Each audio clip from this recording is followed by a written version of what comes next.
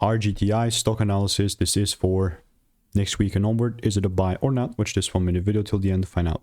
So I'm looking at Rigetti Computing. It is sitting at 904, 90%, 0.90% up.